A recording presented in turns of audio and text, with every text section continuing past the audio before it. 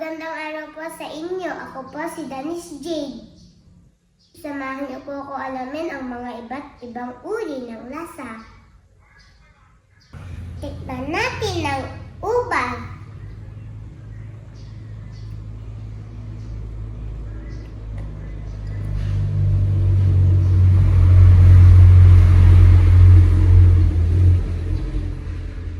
Ang ubas ay matamis. Tikman natin ang asin. Ang asin ay maalat. Tikman natin ang lemon. Ang lemon ay maasim. Tikman natin ang ampalaya.